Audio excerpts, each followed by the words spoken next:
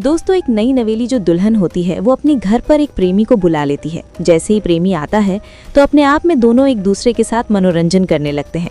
मनोरंजन करने के वक्त दोस्तों उसके जो ससुर होते हैं वो घर पर चले आते हैं। आने के बाद उन्हें कुछ भनक लगता है बातों को। वो घर के साइड तक, रूम के अंदर तक जाते हैं, लेकिन दरवाज़ा बंद था। अब सोचते हैं कि आखिर किया क्या जाए, तो वहीं पर कुछ देर तक आवाज़ों को सुनते हैं।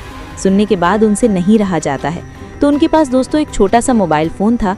उस मोबाइल फ़ोन को निकालते हैं और एक छोटा सा भुड़की था, उस भुड़की में मोबाइल फ़ोन लगा करके सारे घटनाओं को कैद कर लेते हैं मोबाइल फ़ोन में। और उसके बाद जो होता है दोस्तों, आप लोग भी सुनकर के बहुत हैरान हो जाएंगे, इसलिए आप लोग इस वीडियो को पूरा अंत तक देखिएगा। तब आप लोगों को समझ में आएगा कि उस घटना को रिकॉर्ड करने के बाद क्या होता है। दोस्तों, ये जो सच्ची कहानी है यूपी की है। यूपी में एक जिला पड़ता है सिद्धार्थनगर। उसी सिद्धार्थनगर में एक रहने वाले जिसका नाम बलराम साहू पड़ता है। बलराम साहू की जो पत्नी थी वो बहुत दिन पहले जा चुकी थी, क्योंकि बलराम साहू का एक लड़का था जिसका नाम पवन साहू था। पवन साहू जब जन्म लेता है तो पवन साहू की जो माँ थी उसी दिन इस दुनिया को छोड़कर चली जाती है। बलराम साहू अपने लड़के को जैसे तैसे करके परवरिश करते हैं। बलराम साहू नहीं चाहते थे कि मैं दूसरा शादी करूं, ताकि हमारे इस लड़के को बहुत ज्यादा दिक्कत भी हो सकती है। इसलिए बलराम साहू अपने जीवन को जैसे तैसे काट रहे थे। बलराम साहू अपने खेत पर जाते थे, खेत पर काम करते थे, दिन भर हरे थके आकर के घर पर खाना बनाते थे, अपने भी खाते थे, अपने लड़के को भी खिलाते थे। दोस्तों, इसी तरीके से जो दिन था कट रहा था। 10 वर्ष का समय निकल जाता है। जो पवन साहू था, यानी कि बलराम साहू का लड़का पवन साहू, उसका उम्र दोस्तों 18 साल हो जाता है। पवन साहू उस समय इंटर में पढ़ रहा था। अब दोस्तों बलराम साहू का सोचना था कि चाहे जो कुछ भी हो जाए, हमारा जीवन भले ही नर्क हो जाए, लेकिन मैं अपने लड़के को स्वर्ग तक जरूर पहुंचाऊंगा।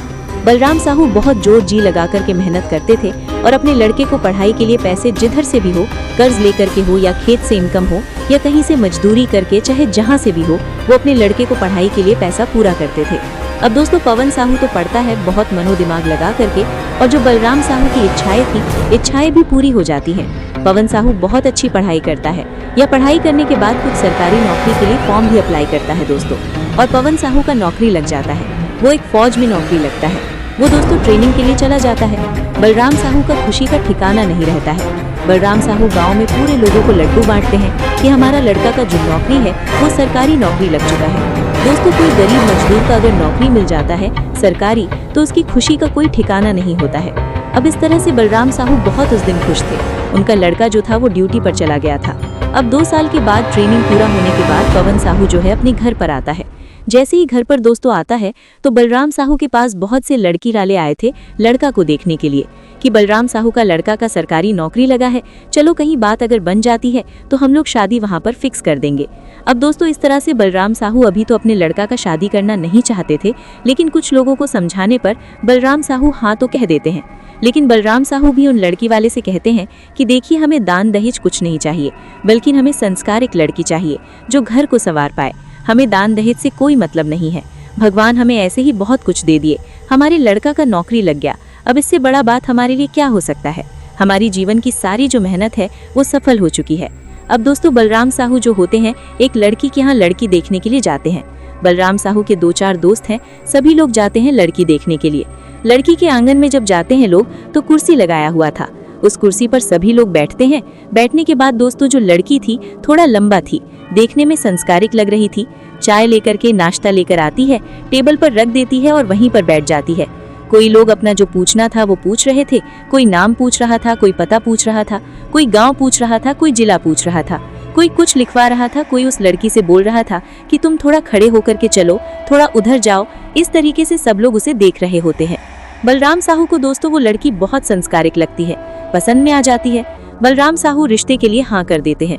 अब दोस्तों बलराम साहू उस लड़की के हाथ में 5000 रुपए भी दे देते हैं, और उसी समय दोस्तों एक पंडित को बुलाया जाता है और शादी का मुहूर्त और जो डेट था उसे निकलवाया जाता है। शादी का दोस्तों दिन जो होता है वो 6 महीने तक रखा जाता है, यानी कि 6 महीने के बाद वो शादी संपन्न होना था। अब इधर पवन साहू को भी पता लग जाता है कि हमारा जो शादी है वो सेट हो चुका है। अब बलराम साहू कहते हैं कि पवन बेटा, हम तो लड़की देखकर आ चुके हैं, अगर तुम्हें भी इच्छा है तो तुम जाकर के लड़की देख लो। पवन साहू जो था वो लजाते हुए शर्माते हुए कहता है कि बाबूजी, अगर आप ही लड़की देखे हैं तो फिर हमें क्या आवश्यकता है लड़की देखने का, सारा कुछ तो आप ही हैं, आप ही हमारे मालिक हैं, हमारे आप ही पिता हैं, आप जैसा करेंगे वैसा ही हम करेंगे। अब दोस्तों पवन साहू जो होता है वो लड़की देखने का कोई उसका मन नहीं होता है। पवन साहू अपनी ड्यूटी पर चला जाता है। अब दोस्तों जैसे ही शादी का 1 महीना दिन रह जाता है तो पवन साहू जो था वो सरकारी नौकरी जो कर रहा था वहाँ पर एक आवेदन लिखता है कि सर हमें कुछ दिनों के लिए छुट्टी चाहिए क्योंकि हमारा शादी है। अब दोस्तों आवेदन जैसे ही देता है तो उसका छुट्टी मंजूर हो जाता है और शादी से ठीक 1 महीने पहले पवन साहू को छुट्टी हो जाता है और वहाँ से वो अपने घर पर चला आता है। घर पर आने के बाद दोस्तों बलराम साहू पहले से ही जोर जोर से अपनी शादी की तैयारी के लिए बेटे को लगे हुए थे। सारा सामान इधर से उधर लाना, बाजार से सामान खरीद कर लाना, इधर उधर का सारे काम जो था फिट करना, वो सारा बलराम साहू अपना कर रहे होते हैं। तभी पवन साहू जब आता है घर पर तो पवन साहू भी अपनी धूमधाम से दोस्तों के यहाँ कार्ड लेकर के जाता है। सभी लोगों को कार्ड देता है, सभी लोगों को न्योता देता है। अब दोस्तों शादी का जो दिन था उस दिन सभी लोग बलराम साहू और पवन साहू सभी लोग अपने बारात को लेकर के लड़की के यहाँ जाते हैं। वहाँ पर जाने के बाद दोस्तों जो लड़की का नाम था कोमल पड़ता है।